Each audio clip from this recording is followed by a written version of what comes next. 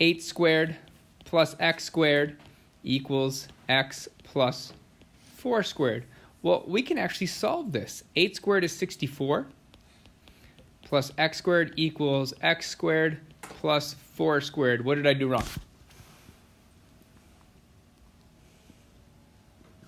What did I do wrong? There's a big mistake here, and one that people make all of the time. Denise? I didn't foil it. I didn't do, because really x plus 4 squared, you should think about that as being x plus 4 times x plus 4. And I don't know where this came from, but I feel like a lot of people try to do as much in their head and in their calculator as they possibly can, and they don't try to write stuff down. If I was one of the people that made this mistake a few times, I would start writing it like this every single time. Because the sooner this gets ingrained in your head, the easier it's going to be in Algebra 2. It's going to be easier in pre-calc when this comes up. And at that stage, I don't talk about it. I just say, this is your answer. All right? Either you know how to do it or you don't at that stage. So we do have to FOIL it or distribute it. So we'd have x squared, then we'd have 4x plus 4x. So we should have 8x plus 4 squared would be not 64. 4 squared would be 16. Jeez. Get with it. All right, the first thing I'm going to look at is that x squared. Well, I'm hoping I don't have to factor it. And we won't have to because we can subtract x squared from both sides, which will actually get rid of our x squared. We'll have 64 equals 8x plus 16. Subtract 16 from both sides. 58/48 equals 8x. And divide both sides by 8, and you're going to come up with x equals 6. No one fell for that trap. I did have 6 as an answer because I did ask for the perimeter. So the perimeter is going to be 6 plus 8 plus 6 plus 8. Well, that's going to be 16 plus 12, which is going to be 28. So our perimeter should have been 28 centimeters. Questions on that at all? All right, then let's go over questions from the homework. Actually, let's hold on to questions from the homework. We'll go through this lesson, then we'll go over questions from the homework, because some of you might have a bunch. There were some more difficult than others. All right, moving on. Today we're going to talk about something called Pythagorean triples. Pythagorean triples are really just out there to speed up a process. It is a pattern that can speed up finding a third side of a triangle. Now, listen when I say this. You don't have to use Pythagorean triples your entire life. You can always just use a squared plus b squared plus equals c squared. This will still work on all of those triangles. This can just be a shortcut to save you time. And as we all know, the more time you have on a test, the easier the bigger problems become, right? If you can handle these little easy ones first, you'll have more time for the bigger one. So a Pythagorean triple are going to be 3 whole numbers. There are 3 whole numbers, as you can see by all those numbers down below. But they're going to be 3 whole numbers. This is numbers. Numbers.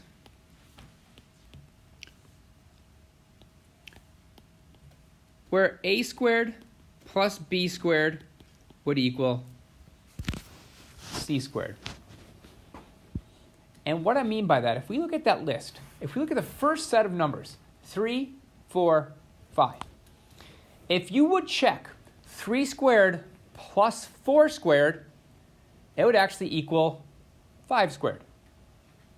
If I pull this one out here, see this 15, 36, and 39, without checking, I know that 15 squared plus 36 squared equals 39 squared. And why that's important is because if you recognize 2 of these numbers on any triangle, you automatically know the third length. So if we look at this 8, 15, and 17, let's say you were looking at a triangle. Let's say you're looking at a triangle, and it gives you a length of 5 and a hypotenuse of 17. Without doing any work, that third side will automatically be 8. Just like if I find one that's 16 and 30, I find lengths, I'm going to immediately know that the hypotenuse is 34. All these hold true for every right triangle. There is no exception. If two of those lengths are shown on one triangle, that third length is always going to be the third length that's on here. Now, these that are bolded are called your primitive Pythagorean triples. Those are your primitive Pythagorean triples. Everything else comes from those four primitive Pythagorean triples. I'm having a hard time saying that today. So if we look at, this is 3, 4, 5. That means any triangle with sides 3 and 4 automatically has a hypotenuse of 5. Well, if I multiply all of those numbers by 2, I get to that 6, 8, 10. 3 times 2 is 6. 4 times 2 is 8. 5 times 2 is 10. Same thing with 5, 12, and 13. 5 times 2 is 10. 12 times 2 is 24. And 13 times 2 is 26. This third column is just multiplying them by 3. Thus, any triangle is going to hold on to that primitive where we can go like 3 times any number, 4 times that same number, and 5 times that same number will be a right triangle, holding on to those values.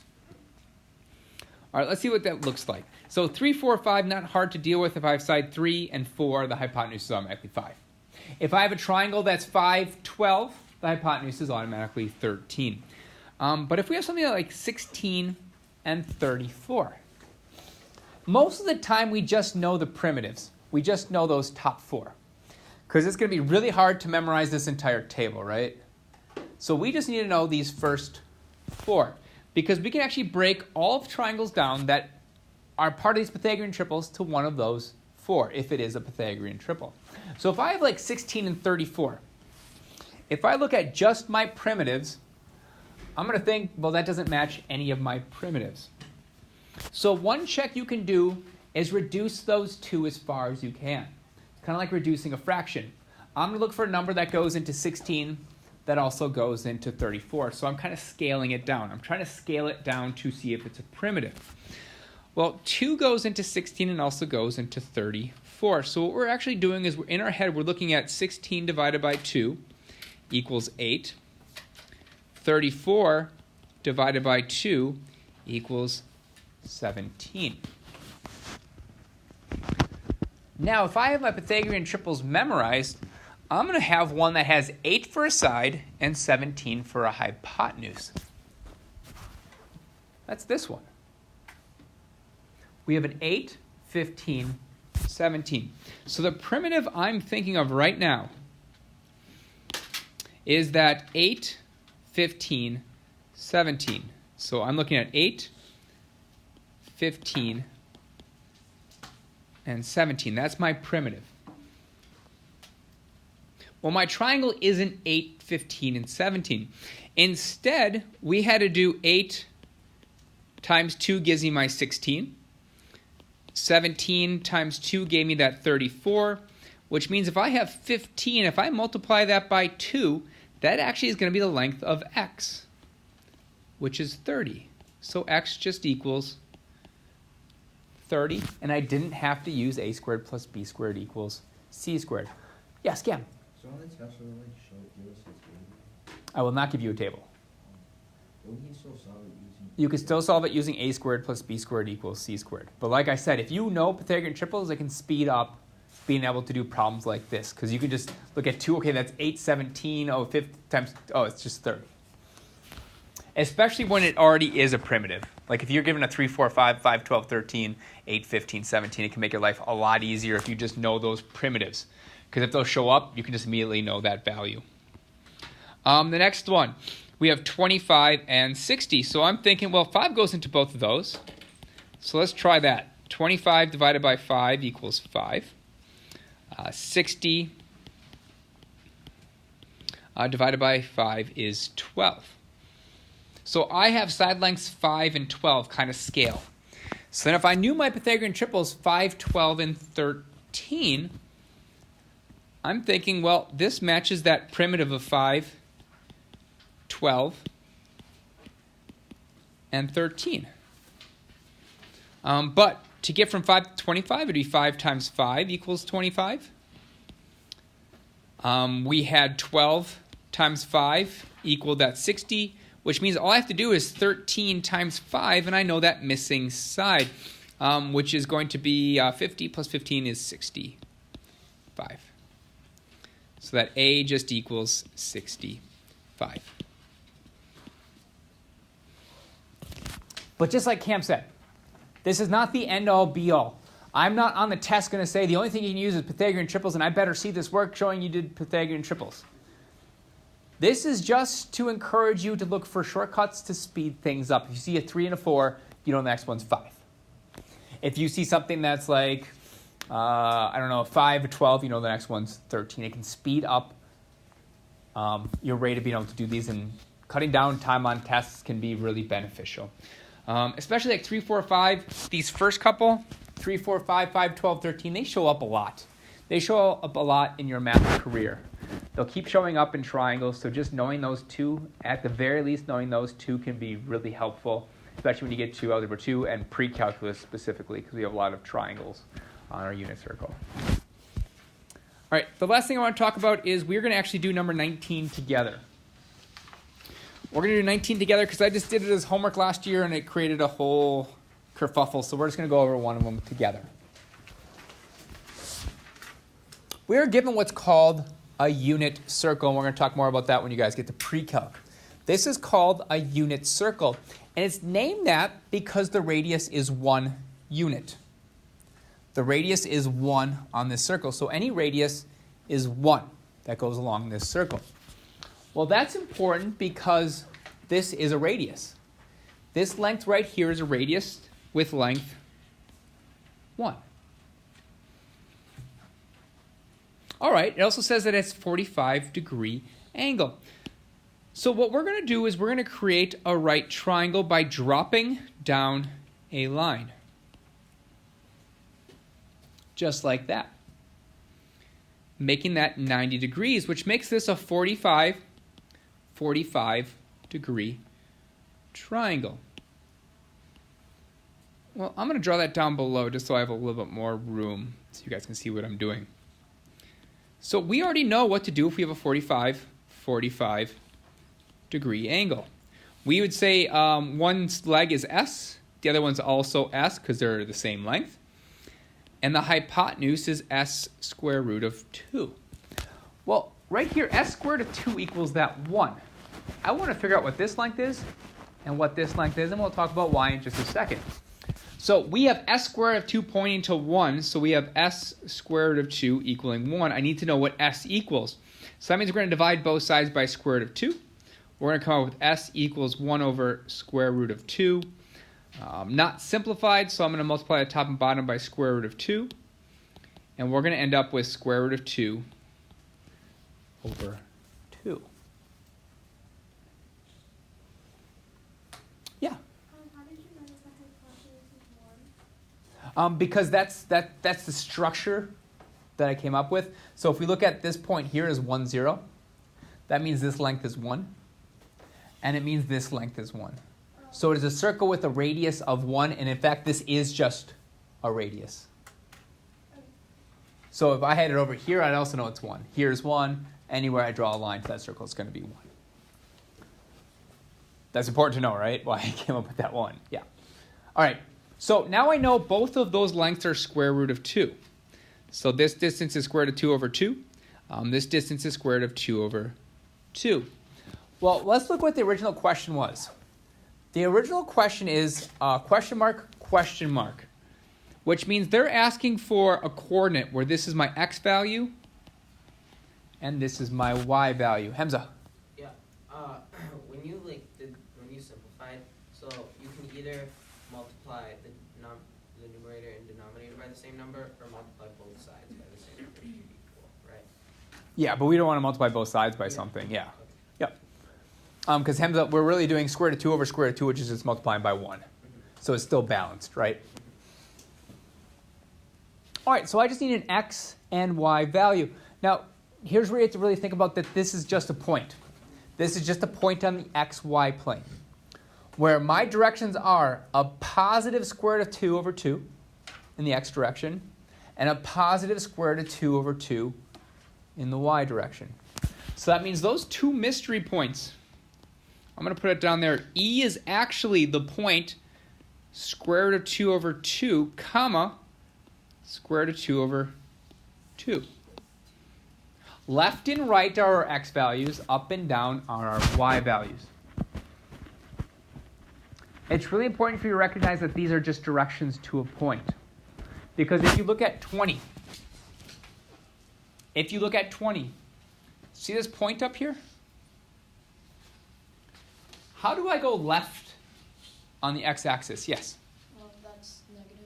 It has to be negative. So this first value should be negative, right? No matter what you come up with on your triangle, you're going to have to make it negative because you have to go negative in this direction. And to go up, it'd be positive. If I had a point down here, I would have to have a negative x value and a negative y value. If I had a point over here, I'd have a positive x and a negative y value. So you need to, your triangle isn't going to give you positive and negatives. You have to be smart enough to recognize, hey, I'm going left on the x-axis, so I have to have a negative value there. All right? That might be enough to help you. You might still have questions on it. All the answers are on the bottom of your assignment on that last page. There is no answer guide online for you to check. All right, because most of these are either you kind of do it or you can't right now.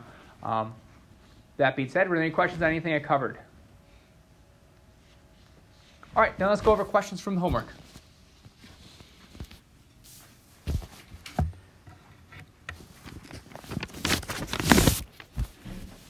Questions from 8.4b. Yeah, Grant. 36. Is that the last one? Yeesh. So the hard part about the last one is just recognizing that you need to draw a line on it to make it a little easier. So you are given a triangle that looks something like this, where this is 30 degrees, this is 105 degrees, and this is 8. And that's all they gave you, right? The only thing I know about triangles, and you won't know much more about triangles until you get to pre-calc when we learn law of sines and law of cosines, but for right now, everything has to be a right triangle. So that means I need to divide this into a right triangle. So there's two possibilities here. One possibility is, well, I'm going to draw a straight line up here, and I'm going to say this is 90 degrees. Well, that's going to give me a 30, 60, 90. It's not right, so don't copy that down. But here's the problem with that 30, 60, 90 triangle is that this measure right here is now going to be 25 degrees. Does a 25-degree angle really help us with anything? Nope, and I don't know if anything else is right. So that probably isn't the best way to go about it. So the only other way to divide this up into a right triangle is to actually draw an altitude. An altitude where this is 90 degrees. And since it's an altitude, the other side is 90 degrees. So I just created two right triangles. Well, that's good. That's good. Hopefully we can use that fact. So if my bottom right corner is 30 degrees, and this is 90, that's going to make this 60 degrees. Well, the good thing about that being 60 is the whole is 105. So 105 minus 60 gives me 45 degrees here, which makes this a 45 degree triangle. All right, then I'm going to kind of take a look at my picture. Do you get kind of how I split that up and then why the other one wouldn't work?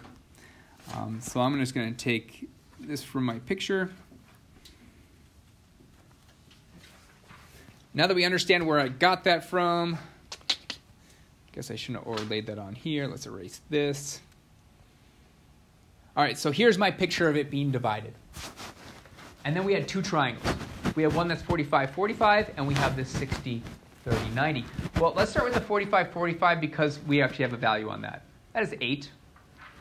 That is my s squared of 2. My sides would be s and s. So s squared of 2 equaled 8. Therefore, s equaled 8 over square root of 2, which you should simplify down to 4 square root of 2. So that means this length is 4 square root of 2, and this length is 4 square root of 2, right? Does that make sense? So we got that length and we have that length. Well, maybe I'll highlight it. So like I said, we have this 4 square root of 2 is going to be that length, and that length is right there. That is the length on our 30, 60, 90 triangle. Once I have one length on my 30, 60, 90, I can find the other two lengths, right? You tracking?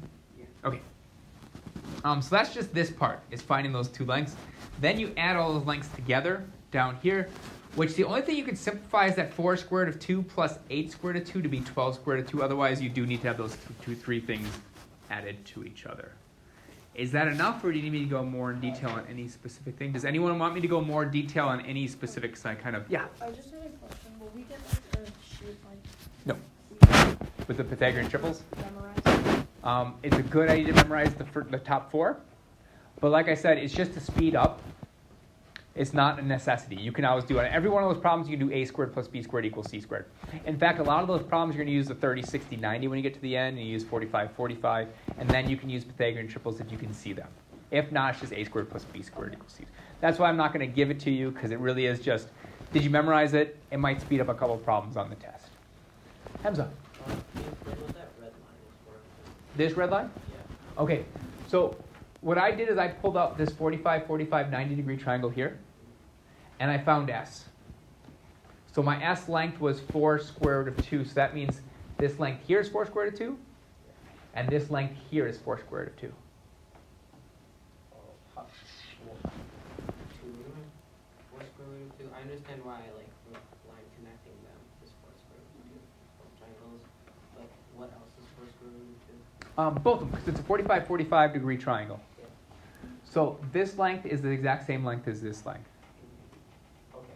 So 4 square root of 2 is here, and 4 square root of 2 is also Okay, yeah. here. So we moved from getting the 4 square root of 2 to which triangle? Like then what do we solve that for? Getting the 4 square root of 2. Oh, so we have this triangle here.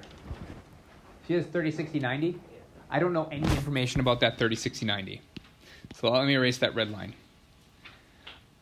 I know, so I started with this 45, 45, 90 because I knew the 8. That got me the other two sides. Then I'm looking at this 60, 30, 90. It gave me no information on it. I don't know what length this is. I don't know what length this is. I didn't know what length this was. However, if we look at this chunk here, so this side right here is the exact same thing as this side here. But that's the exact same side as I pulled out over here. All three of those sides are the exact same.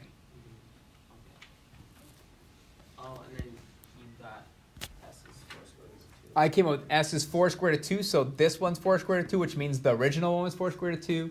And when I redraw that, this is 4 square root of 2. Okay. Would it be a good idea to use a separate variable other than S there too? Probably. Okay. Probably like A or B or something. Because we should know that all the S's aren't the same. Right? So it probably would have made more sense if I just stuck with what I did in my notes. A lot of times I kept with S. But it probably would have been a good idea if I called it, I don't know, A, 2A, and A square root of 3. Because it's not the same S, right? Yeah. Does that make sense where it all came from then? Yeah. Great. Questions on any other problems on the homework?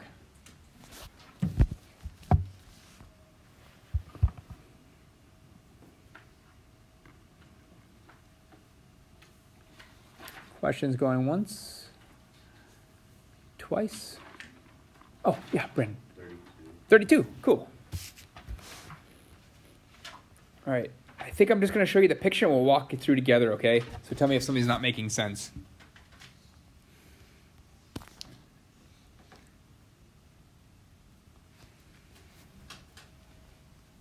Okay, so 32. The thing I'm noticing right off the bat is, do you see this triangle I'm highlighting in red? That's a 45, 45, 90 degree triangle with a length 22. So I'm immediately going, well, I can get information from that, right? Because a 45, 45 degree triangle is going to be an S on this length, S on this length, and S square root of 2. Well, if s equals this length here, which is 22, that's what I have here. If s equals 22, that means my hypotenuse is going to be 22 square root of 2, right? And it also makes this length 22. Well, if this length is 22, I know g to f is 22. I also know d to f is that 22 square root of 2. All right, so maybe I'll draw that on the picture too then. So this is 22. In fact, we knew that from the 45-45 because it's an isosceles triangle. And then I also know that d to f is 22 square root of 2.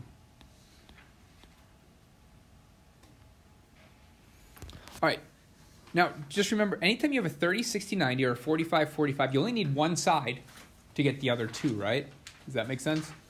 So now that I have this 22 square root of 2, I'm just going to put my notes down for a 30, 60, 90. And that is, once again, I should probably use a different variable. Maybe the one across from 30 I'll call as a. The one across from e would be then 2a. And then the one across from our 60 is our a square root of 3, right? And then I just have the fact that 2a equals 22 square root of 2. So if 2s, or 2a, equal that 22 square root of 2, then just my s or my a, I'm going to change those to a's because it makes more sense. And that was actually 2a. That should have been there. Then this length here is just 11 square root of 2. Because that's just our a. If this is 2a, our a is 11 square root of 2. And then we look at that a square root of 3, which is here. Well, if a equals 11 square root of 2, I can plug that in place of that a. And just go, okay, 11 square root of 2 times s square root of 3 is going to give me 11 square root of 6. So it turned out I can find all 4 sides. Did I lose you anywhere? You want to go back to any part of it? No, I get it now. You sure? Okay. So the whole goal with 30, 60, 90, 45, 90 is just to find one side. As soon as you have that, then label it and go from there.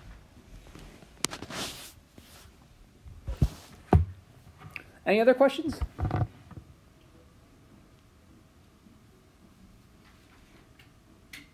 If there, yeah, Cam. For D through F, can you also label 11 to the square root of 2 instead of 22 to the square root of 2? Say that one more time. For D through F, for DF, can Yep. you label 11 to the square root of 2 instead of 22 to the square root of 2? Are you saying could length DF be 11 square root of 2? Yes. Length D to F has to be 22 square root of 2. It has to be that length. It has to be that length because that's what we came up with on this 45, 45, 90-degree triangle. Because we said S equaled that 22, which means this length has to be 22 square root of 2. It can't change when you move to the next triangle. And for the F through E, then that's when you use the 11 to the square root of 2. That's when you use the 11 square root of 2. Yes, correct. Yep. Because your 30-degree one is half the size of your hypotenuse. That's when you use your 11 square root. And then your hard one is that a square root of 3 one, right? Any other questions? As always, if you have questions, we do share the same lunch. We all have lunch next period, so you can talk to me then, after school, before school. I'm always here super early. And I say that